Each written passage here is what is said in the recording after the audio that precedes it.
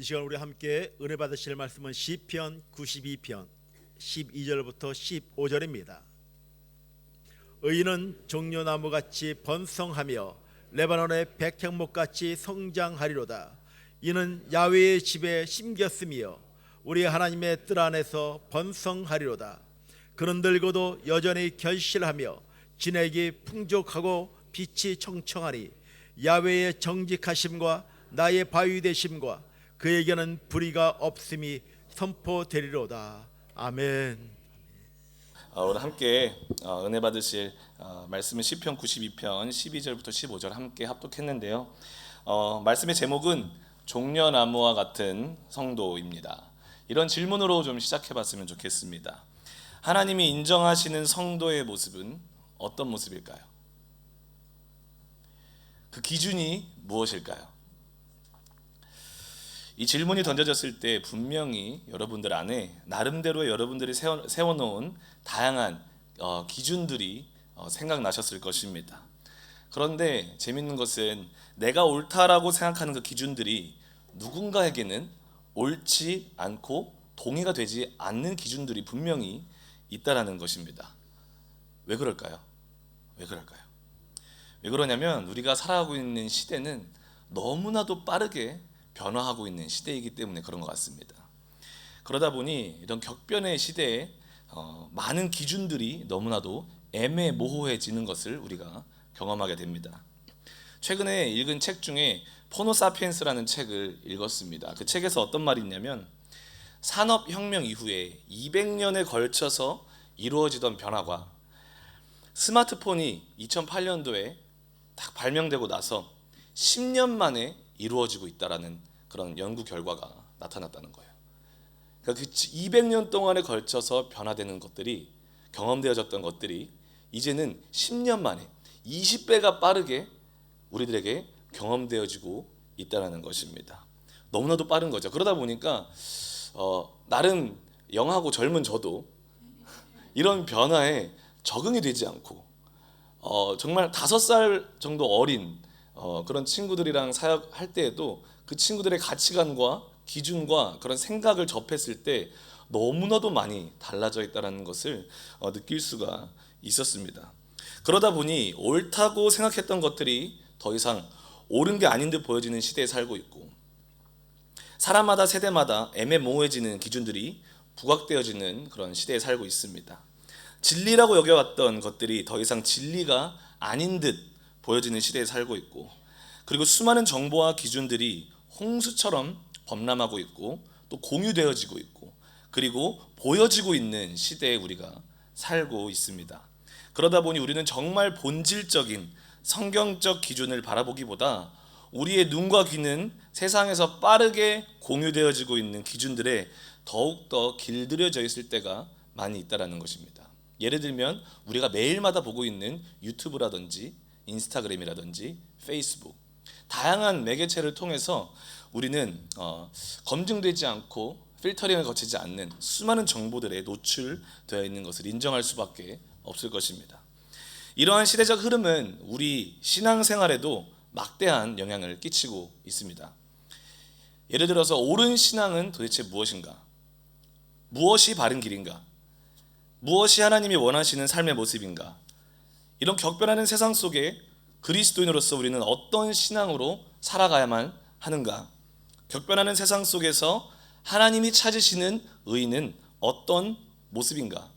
오늘 이 질문 앞에 세상은 너무나도 많은 다양한 기준들을 여러분과 저에게 제시하고 있다는 것입니다. 그러다 보니 혼란스럽습니다. 무엇이 정말 진짜일까?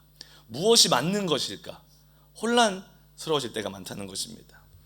그러나 이런 세상 속에 서 있는 우리는 오늘 기록된 우리에게 허락하시는 하나님의 말씀을 통해서 정말 누가 의인인가에 대한 기준을 분명히 발견하기를 원합니다. 그래서 오늘 본문은 어떤 대상에 빗대어서 의인이 이런 사람이다 라고 분명하게 우리들에게 말씀하고 있습니다. 하나님이 찾고 또 하나님이 자랑하는 의인은 바로 종려나무와 같은 사람이다 라고 말씀하고 있습니다. 그래서 함께 종려나무가 가지고 있는 그 특징들을 살펴보고 그 종려나무가 가지고 있는 특징과 하나님이 찾으시는 그 의인의 삶과 어떤 관계가 있는지 살펴봄을 통해서 함께 은혜를 나누고자 합니다. 첫 번째, 의인은 풀이 아닌 종려나무와 백향목처럼 번성하고 성장한다는 것입니다. 오늘 본문 말씀 12절에 이런 말씀이 있습니다. 의인은 종려나무같이 번성하며 레바논의 백향목같이 성장하리로다. 뭐든지 급하고 빠른 것은 탈이 나기 마련입니다. 맞죠? 오늘 본문 앞에 7절에 보게 되면 탈 많은 신앙이 이런 신앙이다 라고 설명을 하고 있습니다. 탈 많은 신앙은 풀과 같은 신앙입니다 라고 설명합니다. 7절에 악인들은 풀같이 자라고 악을 행하는 자들은 다 흥황할지라도 영원히 멸망하리로다 라고 말하고 있습니다. 풀의 특징이 있다면 첫 번째로는 비가 내리면 어떻게 합니까? 상당히 빠른 속도로 자라는 게 보일 정도로 자라나죠. 그래서 어느 순간 다듬지 않으면 우리 무릎까지 자라나는 것을 또 볼 때가 있습니다. 두 번째 특징이 있다면 아무리 풀은 빠르게 자라고 흥황하고 빠르게 번져 나간다고 할지라도 또 풀의 특징은 열매를 맺지 못한다는 특징이 있습니다. 악인이 그와 같다는 것입니다. 풀은 뿌리가 깊지 않은 탓에 아무리 눈에 보이게 빨리 자란다 할지라도 환경에 따라 쉽게 뽑히기도 하고 쉽게 시들어 버리기도 합니다. 더 나아가서 풀은 결국에 빠르게 자라고 성장하고 그 주위를 가득 메우는 것 같지만 아까 말씀드렸듯이 아무 열매를 맺지 못한다는 것이 풀의 특징입니다. 마찬가지로 악인들도 특징은 아주 눈에 띄게 보여진다는 것입니다. 그들의 삶에는 뭔지 모르게 빠르게 성장하고 흥황하여 평안이 가득한 것처럼 보이고 문제가 전혀 없는 것처럼 보입니다.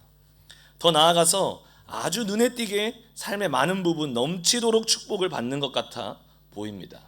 그러나 악인들의 모습에는 하나님을 닮아가는 그런 삶의 열매가 보여지지 않는다는 것입니다. 아무리 잘하고 아무리 잘 나가고 아무리 번창하고 아무리 흥왕해도 그 삶의 모습에서 그리스도의 향기가 나타나지 않는다는 것입니다.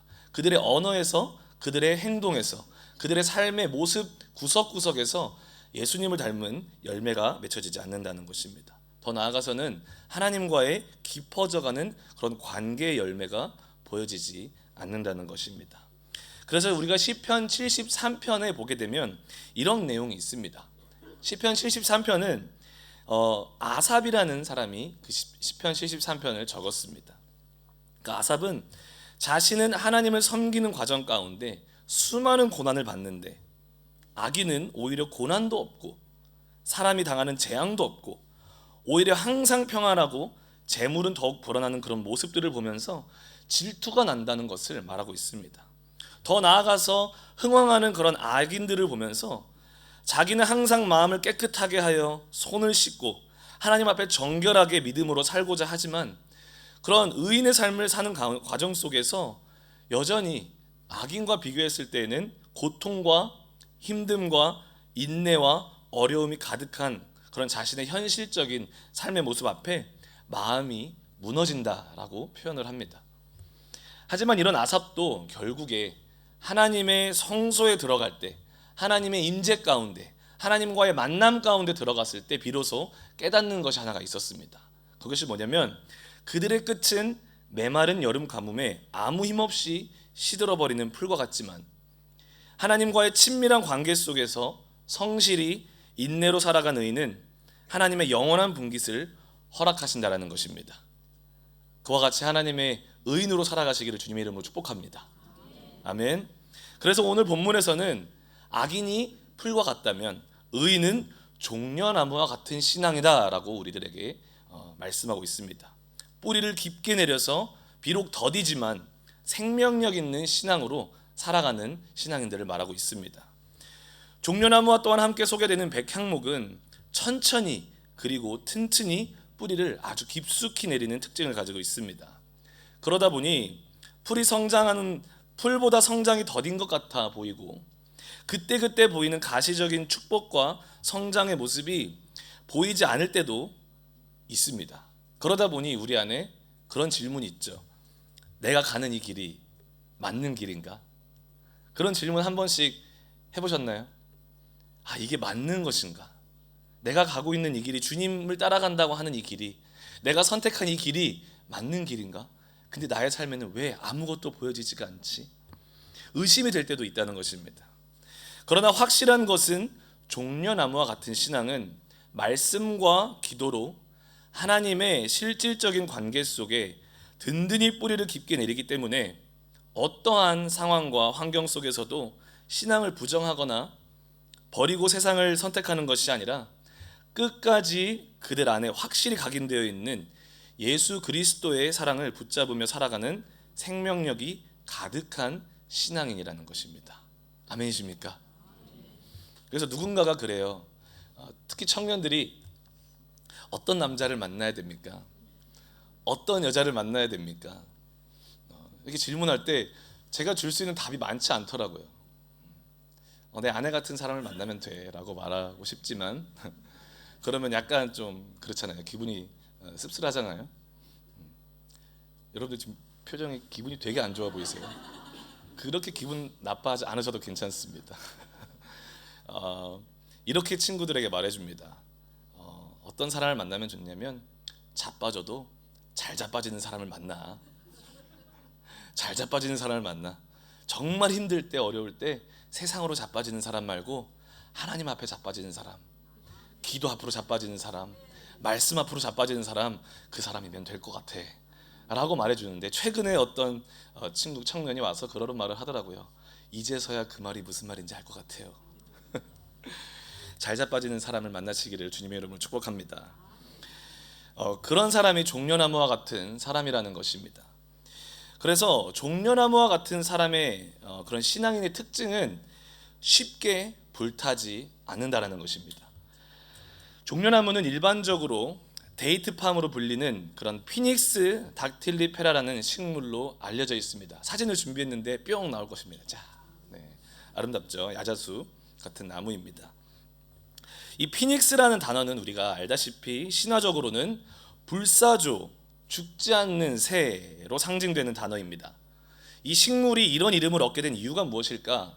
그 이유를 찾아봤더니 이 식물은 건조한 광야와 사막 지역, 그러니까 식물이 쉽게 살 수 없는 지역에서 아주 잘 자라며 극한의 환경 속에서도 죽지 않고 생존하기 때문에, 살아남기 때문에 이러한 이름을 얻었다라고 합니다. 그 이유는 사막 한가운데에서도 그 뿌리를 수십 미터까지 내림을 통해서 결국에는 수분을 흡수해내고 줄기가 굵고 수분을 많이 함유하고 있어서 비록 그 식물에 불이 붙는다고 할지라도 쉽게 그 나무가 불타 없어지지 않는다라고 합니다. 따라서 종려나무는 일반적인 나무와는 다르게 불에 타도 쉽게 완전히 타 죽지 않는 특징을 가지고 있다고 합니다. 어떻게든 살아남는다라는 거죠. 본문의 백향목도 마찬가지입니다. 에레즈라는 원어를 사용하는데 그 뿌리가 단단히 박힌 것과 관련해서 확고하다라는 의미를 가집니다.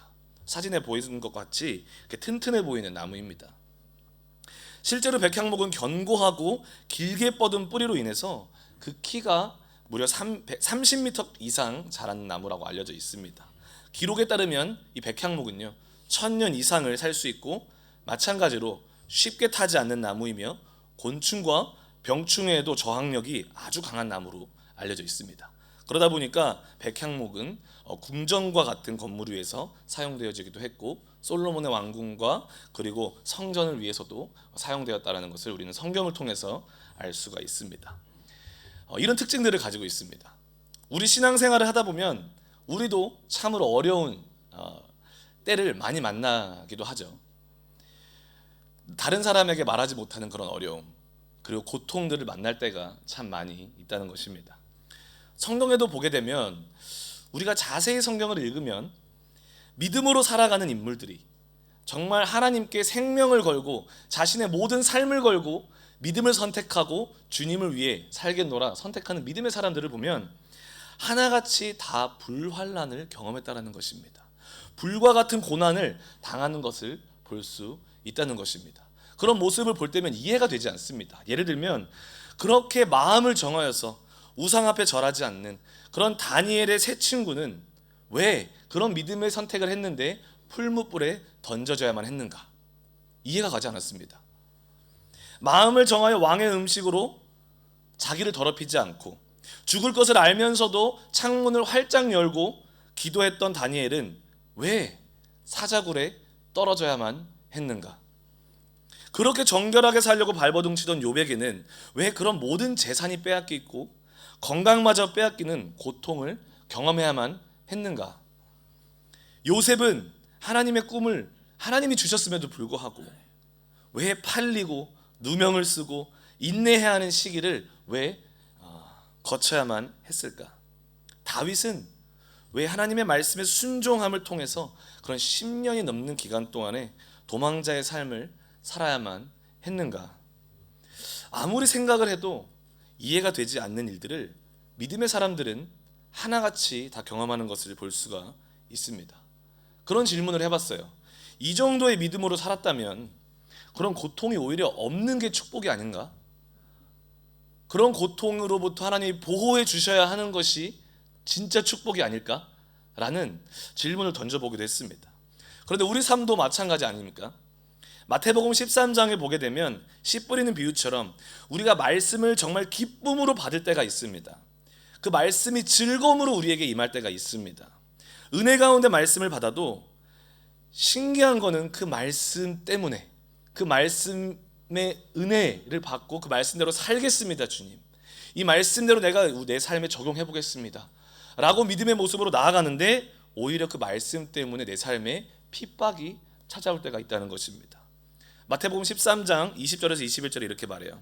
돌밭에 뿌려졌다는 것은 말씀을 듣고 즉시 기쁨으로 받되 그 속에 뿌리가 없어 잠시 견디다가 말씀으로 말미암아 환난이나 박해가 일어날 때에는 곧 넘어지는 자요라고 말하죠. 이럴 때 우리 너무 힘들지 않습니까?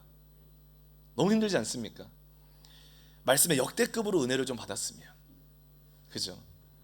그리고 내가 이 말씀대로 살겠습니다라고 주님 앞에 정말 믿음으로 다짐하고 그렇게 순종했다면 내 삶 속에 그 말씀 때문에 뭔가 큰 돌파가 이루어지고 상황이 극적으로 반전되고 그런 어떠한 놀라운 축복들이 나에게 임했으면 좋겠는데 오히려 말씀의 순종함을 통해서 더 관계적인 문제가 심해지기 시작합니다.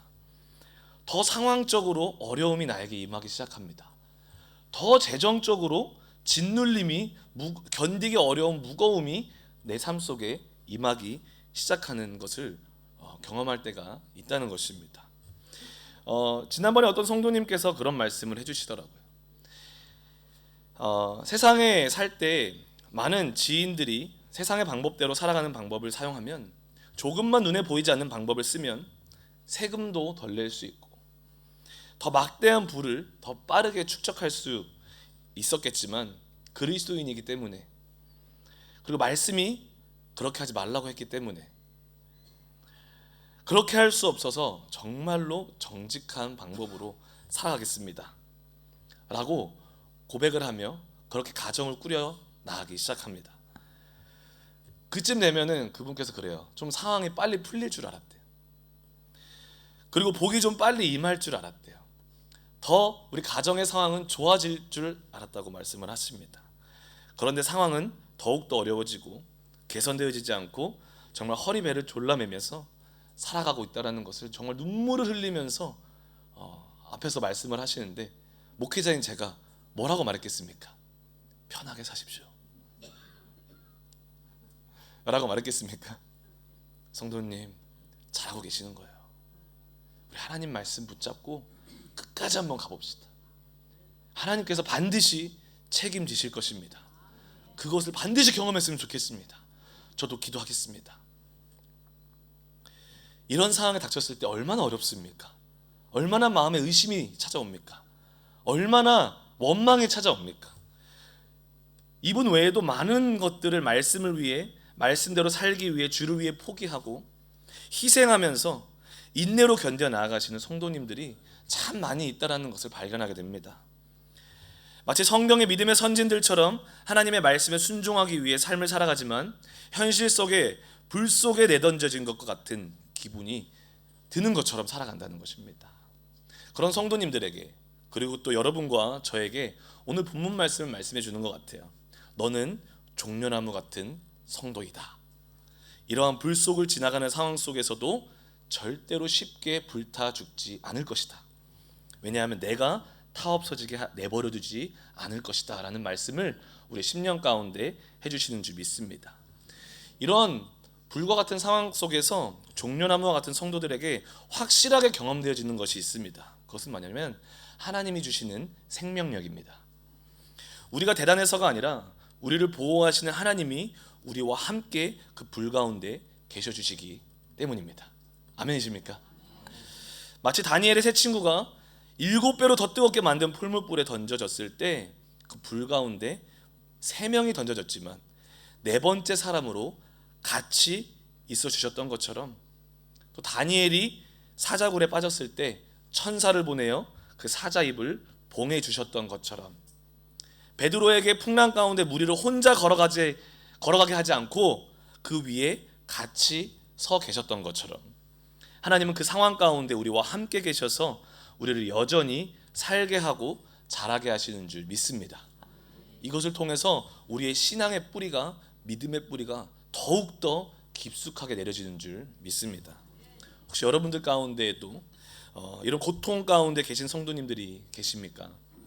다니엘과 그 세 친구 앞에 계셨던 하나님이, 또 요셉과 함께 동행하셨던 하나님이, 끝까지 욥을 의로운 자리로 인도하셨던 하나님이 오늘 여러분과 저와 함께 하시고 종려나무와 같이 뿌리를 깊게 내려 반드시 살려내시고 계시는 줄 믿습니다. 그래서 우리 종려나무와 같은 성도님들, 하나님의 길을 절대로 포기하지 않았으면 좋겠습니다. 아멘. 세 번째로, 종려나무 같은 신앙은 하나님과의 관계 속에 뿌리 내린 삶이라고 설명합니다. 13절에 보게 되면 이런 말씀을 합니다. 이는 야훼의 집에 심겼으며 우리 하나님의 뜰 안에서 번성하리로다. 여기서 야훼의 집이라는 말에 지배로 번역된 단어는 빼베트이며 단어의 원형은 바이트입니다.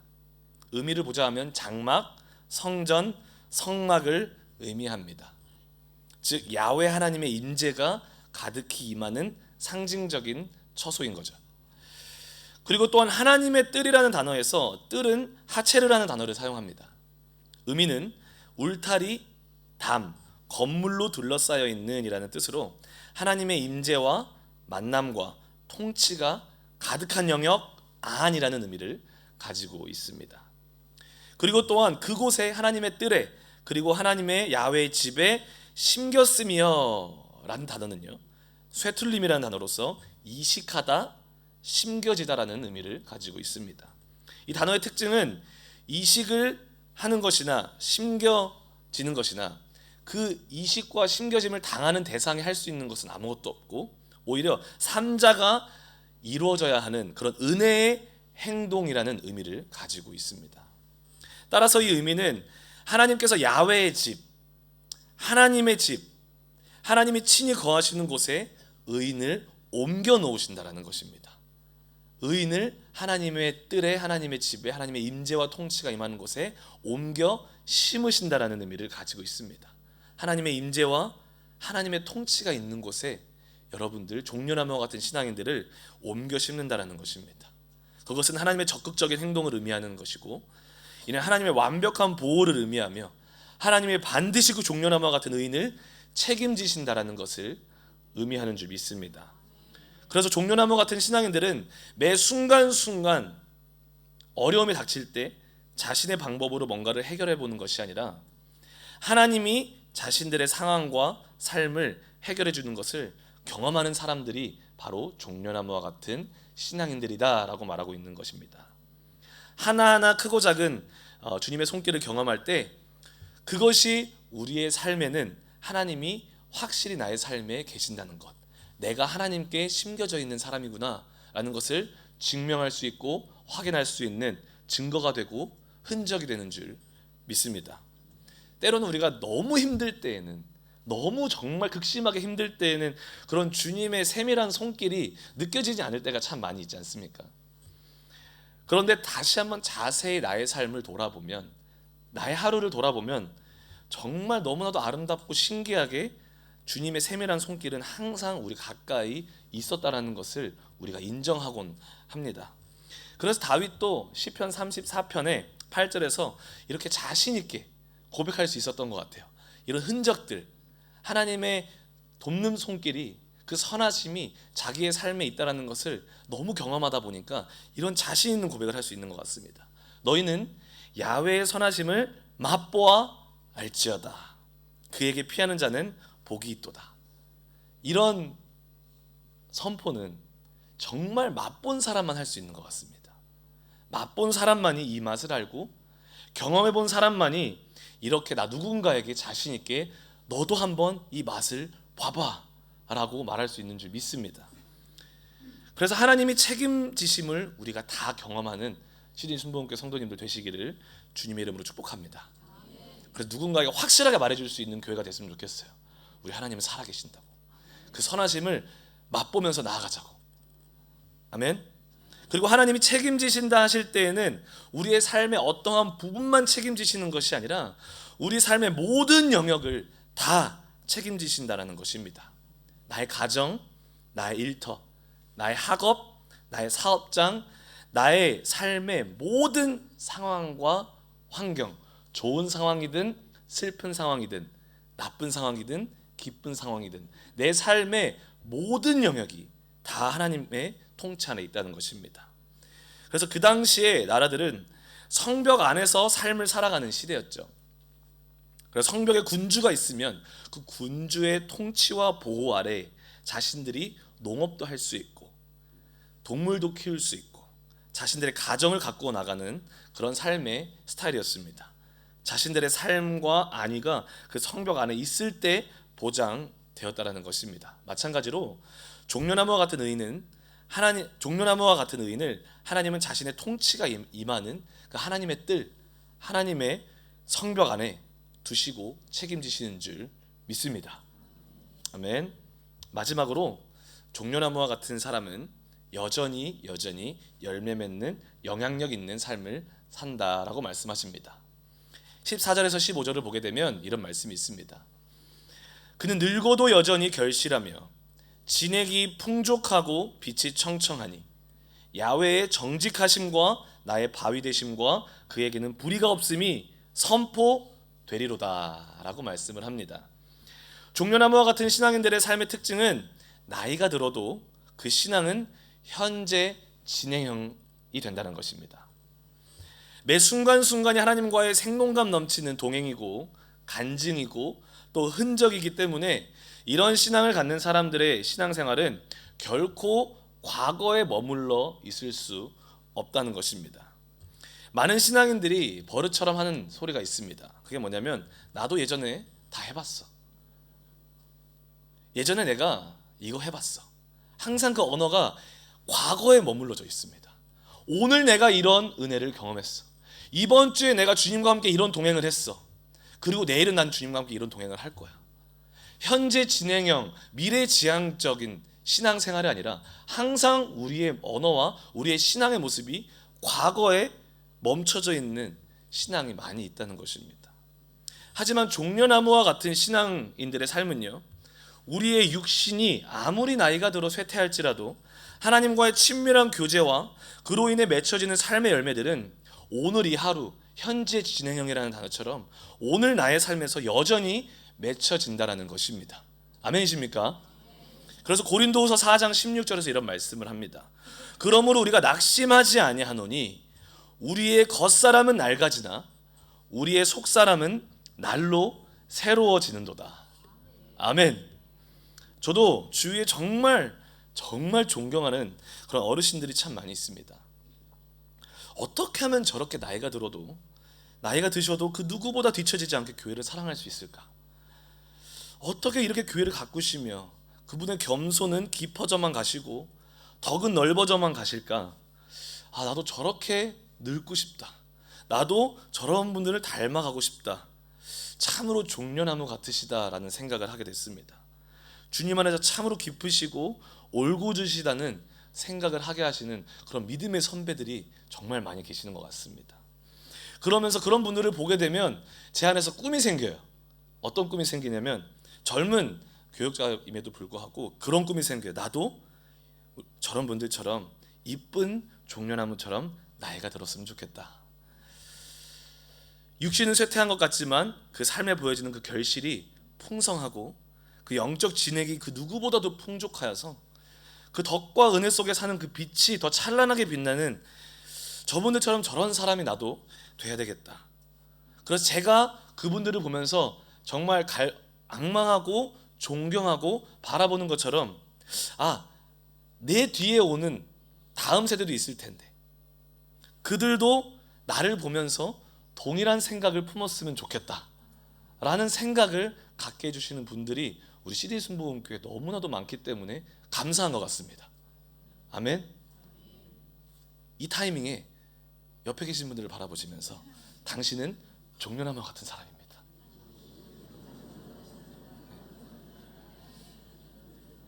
주시는 것 같아서 저는 다음 세대에게 화려한 프로그램이 필요하다고 생각하지 않습니다. 정말 이와 같은 종려나무와 같은 어른들, 믿음의 선배들, 롤모델들이 필요하다는 생각이 많이 듭니다. 15절의 종려나무와 같은 사람을 통해서, 그런 사람들을 통해서 하나님의 정직하심과 하나님의 바위 되심과 하나님의 불의가 없으심이 다른 사람들에게 선포되고 보여지게 된다라고 말씀하고 있지 않습니까? 사실 요즘 젊은이들, 우리 아이들이 살고 있는 문화와 세상의 가치관들이 너무나도 위험합니다. 왜냐하면 한 번쯤은 들어보셨을 것입니다. 지금 우리가 살고 있는 시대는 포스트 모더니즘 시대라고 우리가 한 번쯤은 들어보셨을 것입니다. 포스트 모더니즘의 특징이 무엇인지 아십니까? 다 해체해버리는 거예요. 모든 것을 해체해버리는 것입니다. 말씀의 기준들, 기독교의 가치관들, 과학과 어떤 진보적인 것들을 다 해체해버리는 거예요. 기준들을 절대적이라고 생각했던 것들을 해체하는 것이 바로 포스트 모더니즘입니다. 그런 것들을 다 해체해보고 나니까 뭔가 잘못된 거예요. 그들이 꿈꿔왔던 파라다이스의 모습이 아닌 거예요. 사람의 인간의 존엄성은 바닥을 치고 있고 가정은 박살이 나고 있으며 자신들이 꿈꿔왔던 그런 사회의 모습이 전혀 구현되지 못하고 실현되지 못하고 있는 것을 이 포스트 모더니즘을 주동했던 사람들이 이제는 그 열매를 보고 깨닫고 있는 시즌입니다. 그래서 지금은 더 이상 포스트 모더니즘 시대가 아닙니다. 지금은 어떤 시대냐면 포스트 모더니즘 시대라고 말을 하고 있습니다. 그게 무슨 시대냐면 다시 한번 새로운 기준을 세우는 시대인 거예요. 다시 진짜가 무엇인지 고민하는 움직임들이 일어나고 있는 시대에 지금 우리가 살고 있다는 것입니다. 어찌 보면 우리들에게는 너무나도 기회가 아닌가 싶습니다. 위기이지만 기회인 줄 믿습니다. 다시 한번 성경의 절대적 가치가 무엇인지, 진짜가 무엇인지를 보여줄 수 있는 성숙한 종려나무와 같은 그리스도인들이 그런 사명을 감당할 수 있는 아주 좋은 시즌인 줄 믿습니다. 그렇기 때문에 지금 우리가 살고 있는, 우리 자녀들이 살고 있는 시대에 정말 더더욱 이런 종려나무와 같은 믿음의 성도들이 필요하다는 것을 느끼게 됩니다. 15절 말씀처럼 다시 삶으로 하나님의 정직하심을 선포할 수 있는 종려나무와 같은 사람이 필요합니다. 다시 삶으로 하나님의 바위 되심을 선포할 수 있는, 삶으로 하나님의 불의가 없음을 선포할 수 있는, 그리고 삶으로 그 안에 확실한 생명력과 하나님을 닮은 열매를 통해서 하나님이 진짜이시다 라고 선포할 수 있고 가르칠 수 있는 종려나무와 같은 성도님들이 지금 시대에 필요한 줄 믿습니다. 아멘. 사랑하는 성도 여러분, 오늘 우리들이 살고 있는 시대에 하나님은 종려나무와 같은 의인을 찾으십니다. 그리고 그들을 높이시고 싶어 하십니다. 그리고 오늘 우리가 그런 종려나무와 같은 사람들이 되기를 원합니다. 아니, 우리 시대지 순복음교회는 이미 그런 종려나무와 같은 믿음의 선배님들이 많이 계십니다. 그리고 종려나무와 같이 그 뿌리를 깊숙이 내리고 있는 그런 시기를 겪고 있는 성도님들도 참으로 많이 계시는 줄 믿습니다. 그 삶이 참으로 피곤할 수 있고 때로는 억울할 때도 있고 언제까지 인내해야 하는가 고통스러울 때도 있겠지만 우리가 함께 오늘 이 아침에 기억했으면 좋겠습니다. 하나님이 종려와 나무와 같은 우리를 그분의 임재와 통치가 가득한 처소로 품고 계신다는 것을 기억했으면 좋겠습니다. 하나님 우리를 보호하고 책임지고 있다는 것을 기억했으면 좋겠습니다.